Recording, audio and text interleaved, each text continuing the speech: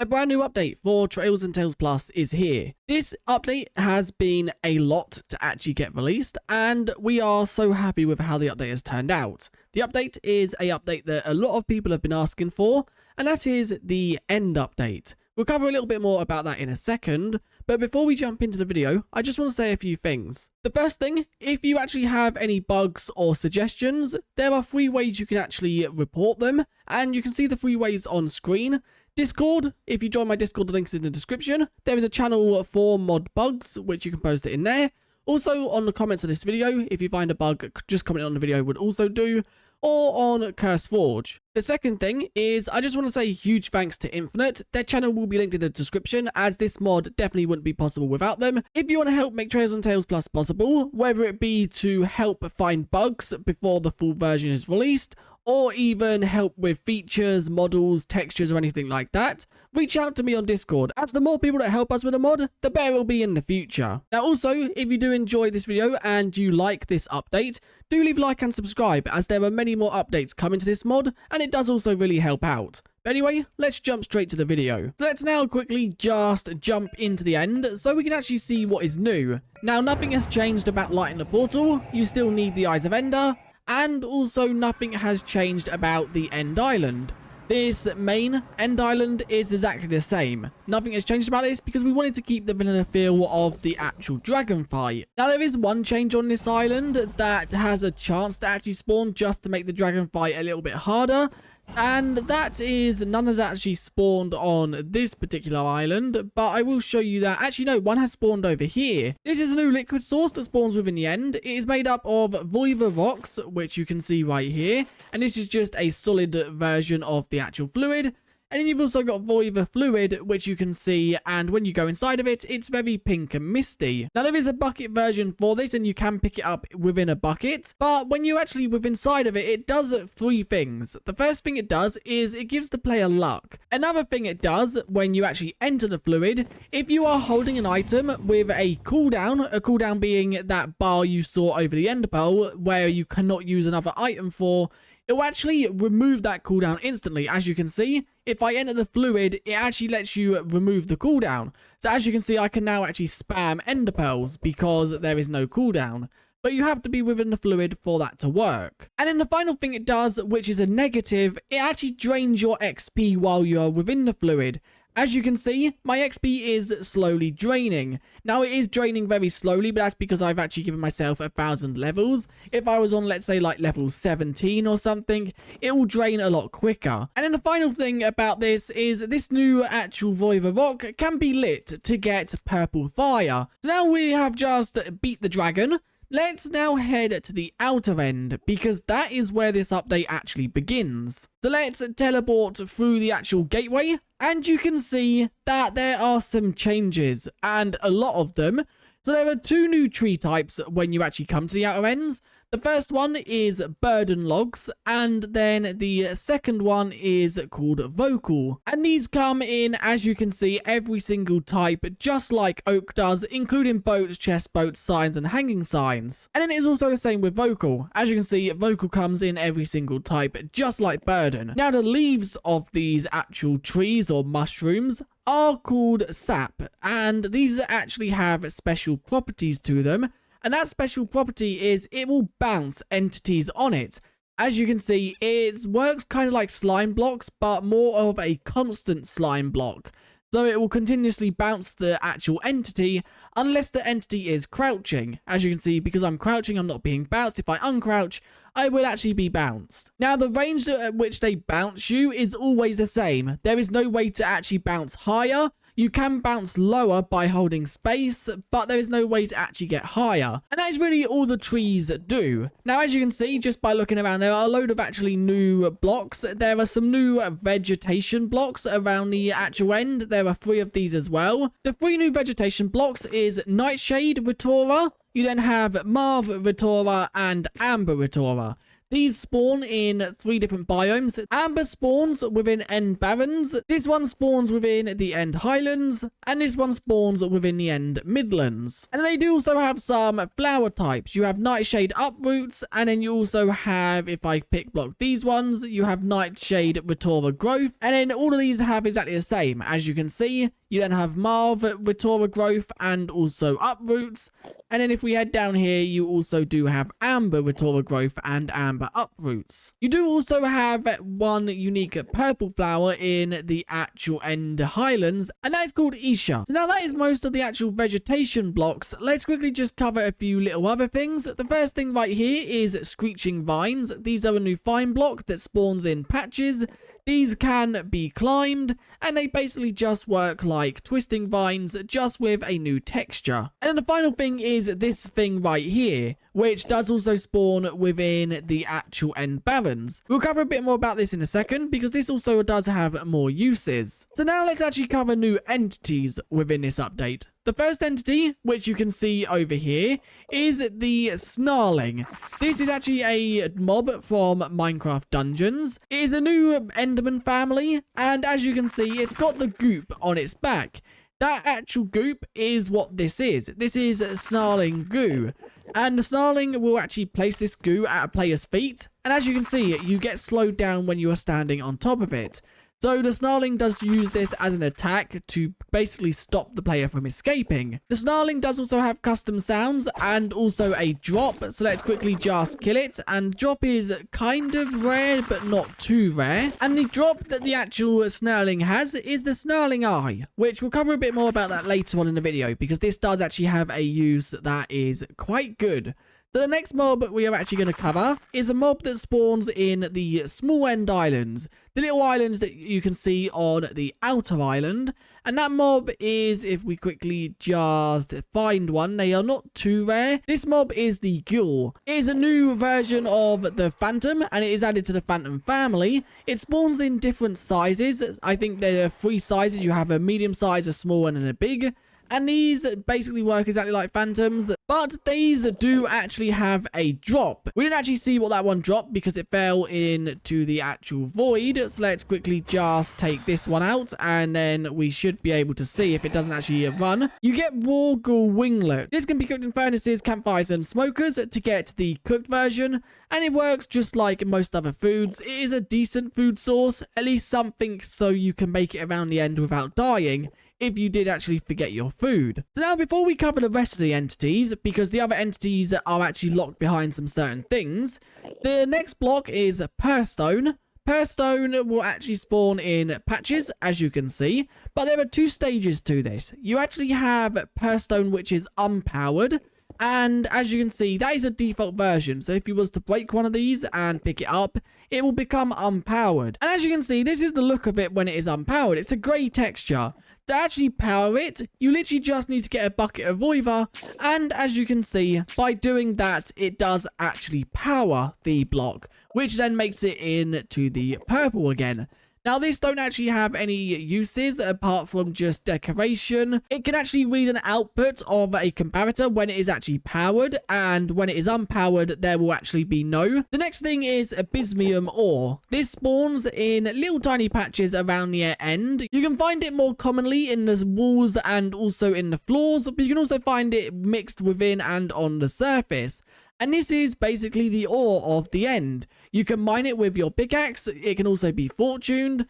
And this will actually give you, if we quickly just look, it will give you raw abysmium. You can turn the raw abysmium into raw abysmium blocks. And you can also smelt down into ingots and then craft them ingots into blocks of abysmium, which you can see right there. And you can also get abysmium armor and tools, as you can see right here. Now, these are gotten from 1 abysmium ingot, a abysmium smithing template, and then also some netherite armor. So you do actually need to get netherite before you can get abysmium. But the reason I needed to showcase abysmium, because this next block actually requires abysmium in the crafting recipe. So it requires 1 abysmium ingot in the center.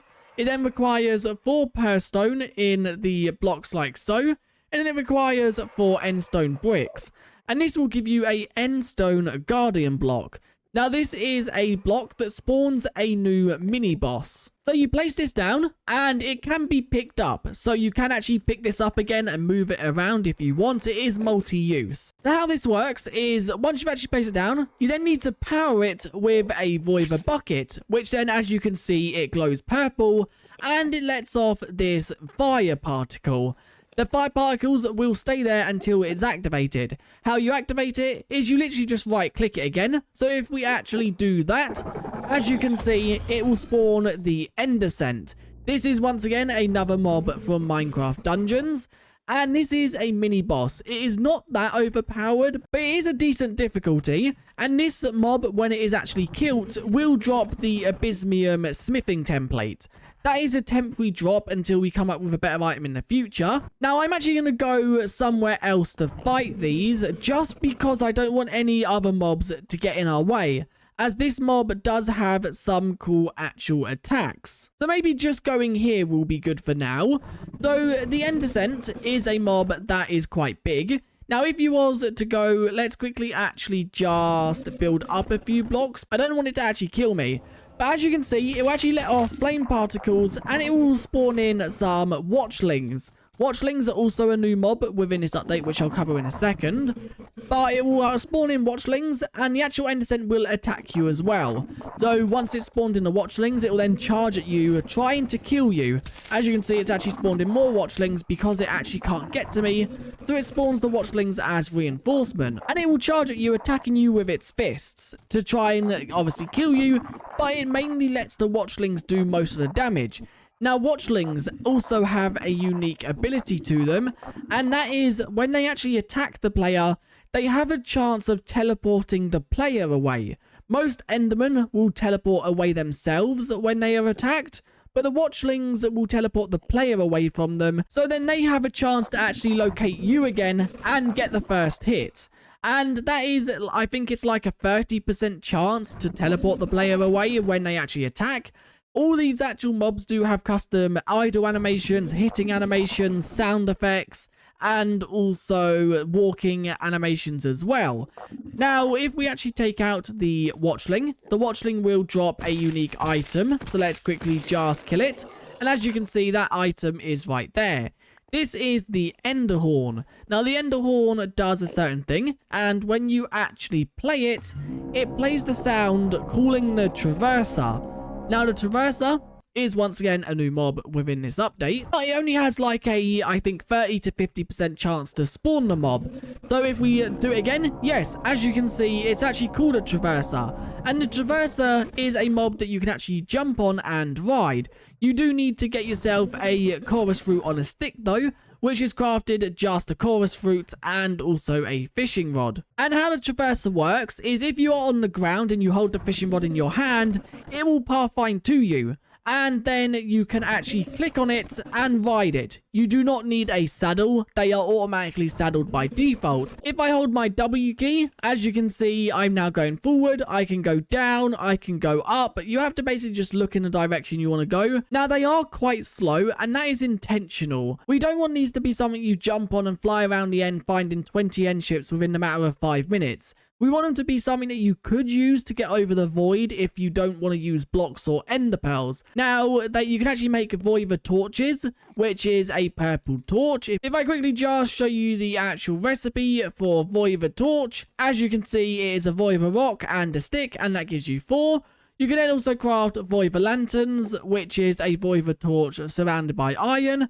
And then also a Voiva campfire, which as you can see is just a campfire with the purple smoke. It works exactly like the normal one. There are no differences apart from damage. It does half a heart of damage rather than the normal fire's 1 heart. So I've now made my way to an end city because entities haven't actually been changed at all because we wanted to keep the vanilla feel of some of the end without changing it all. But there is one thing that you can actually grab from this actual structure, and that is purple blocks. You actually need some of these for a new mob in the game, and you need 1 for every mob, but obviously gathering more would be good. You'd also need a carved pumpkin, because if you haven't guessed, this is a new golem. It is the purple golem, and you get it by placing 1 purple block and 1 pumpkin. Now, this actual golem will give you strength 4 if you are within 5 blocks of it. So it's a golem that actually wants to help the player out. But if you do go outside of its range of 5 blocks, the actual strength will start wearing out, which means you'll have to go back within range to get it again. And the next thing the actual Purple Golem does is it will actually attack 3 types of mobs. It will attack Ender Dragons, Withers, Ravengers, and Wardens. So I've now teleported back to the main end island because this is a big plain area where I can show this off. So if we quickly just grab a Ravenger and also a Warden as an example right here. So let's spawn the Ravenger, let's spawn the Purple Golem. The actual Purple Golem will flee from the Ravenger, trying to get far away from it, and if it travels into these like a complete noob, then it will go to the overworld, which we don't want. But yeah, as you can see, it does run away. It will actually then shoot bullets at the actual Ravenger, and it will try and run. Now, they are quite slow, so they most of the time can't get away, but if you want to spawn them to fight the mobs, then that's up to you to defend it and kind of block it in or do something like that. If they were too fast, then they'd be able to run away from the mob and always basically kill the mob, which we don't want. We want them to be balanced. So it's up to you to defend your Purple Golem and obviously keep it alive for as long as possible. We are now back in the outer end because there is one final mob that I actually want to showcase that we have added within this update. And that mob spawns within the end Midlands. And that mob, as you can see right here, is the Blastling. Once again, another mob from Minecraft Dungeons. And this mob is a little bit more overpowered, but it's not really a boss mob. Now, if I quickly just go in survival mode, you will see that it will actually target me if I get within its range of visibility, and it will hit me. As you can see, not really for too much, but it explodes. It has a 30% chance to actually explode on hit. So when it punches you, be careful, because it could cause an explosion, dealing more damage. Now, when you actually kill this mob, it will drop a new item, and that is Blast Powder. And that new block is called UCC. And if we quickly just craft it up, it's crafted like so. 5 Blast Powder and 4 Endstone. And UCC is basically an alternative to TNT, but it's unstable. So when you actually place it down, there is no way to ignite it. I cannot just go and grab a flint and steel and ignite the block. As you can see, that is actually doing nothing. You have no clue when it will ignite. So it's kind of a block. As you can see, that one did just ignite randomly. I didn't do anything to ignite it. So it's kind of a block that it's more overpowered than TNT. It does have a bigger range and also more of a knockback to the player, but you can't rely on it in a sense. Now let's cover the last 2 features within this update. The first one is Endstone Lapis. This is just basically normal lapis, just with the endstone texture, and this will spawn throughout the end dimension. So living in the end is possible, and you can also get enchanted. And then the final thing is the Snarling Eye. We obviously covered how you get this, but we never covered what it does. Now it does one thing, and that is if you find yourself a new structure within the game. Now they are fairly common. They're rarer than end cities, but they are not extremely rare. And this, as you can see, is a portal. These portal blocks cannot be removed. They cannot be taken in survival mode or anything. Basically, what you have to do is put your Snarling Eyes in these blocks. And if we quickly just do that to light them all, as you can see, you get this blue portal. So let's jump in. As you can see, we are obviously given the menu screen or the credit screen because we've never left the end before. If you have left the end, then this will be removed. You'll be teleported to your world spawn. So it's basically a quick escape from the actual end dimension without having to go through all the little portals that take you back to the main end island, then having to jump straight into the middle portal. You can just jump straight into one of these, but you have to light them with Snarling Eyes. A few things to note about the structure. Once it is lighted, it will stay lighted forever. There is no way to unlight them.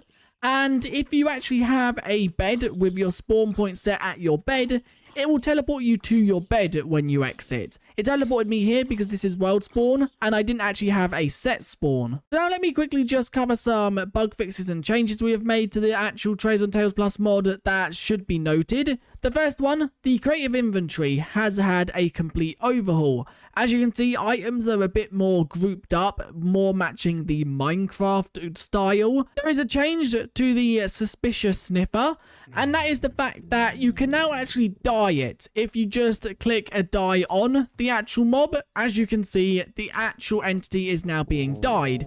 And you can dye it all 16 colors in Minecraft. One quick change to Echo, or there's actually two changes. That is, the first one, it is now actually crafted with diamond tools rather than netherite, and that's also the same with armor. So you no longer need netherite to actually craft it, you now literally just need diamond. And then the next change, if you actually put the armor in a smithing table and you actually put a template on it, the template will now actually render on the item icon. This was a bug before when it would only render when it was on the player. But as you can see, it now actually renders on the item itself. Another change that has been made that just matches up more with vanilla Minecraft, which we didn't actually register when we was adding them. Custom boats and chest boats can now be placed from dispensers. As you can see, if I now do it, the actual boats are being placed within the world. Another change that has been made is the actual smithing template of the Echo type now requires a block of Echo shard in the middle to be duplicated. Before, it would require a... Anyway, if you did enjoy, do like and subscribe. Let me know what you guys think of this update in the comments. Any feedback or suggestions you have, also let me know. And I'll see you guys in the next one. Bye. Another oversight we missed in old updates is you couldn't actually use the stone cutter to get the deep slate slab stairs and walls for the ancient, the smooth, and the toughened. That has now been fixed, and as you can see, you can now use the stone cutter to get all of these blocks. And then it was also the same with Celestine. As you can see, you can now also use that to get these blocks. And then one final change that I thought I would quickly say, we have actually added some new statistics to the actual menu. And if I quickly just cover what these are, distance by traverser. As you can see right there, that shows you how far you actually travel on the actual mob. You then also have, if we quickly just head down here more, interactions with picture pods. That goes up every time you put a flower inside of a picture pod. You then have interactions with replication tables. That is every time you actually open the replication table GUI. We then do also have interactions with fletching tables, because fletching tables do actually have a UI within Trails and Tales Plus. And then we'd also have Talk to Elderman, and this is just for interacting with the Elderman mob, just like Talk to Villagers.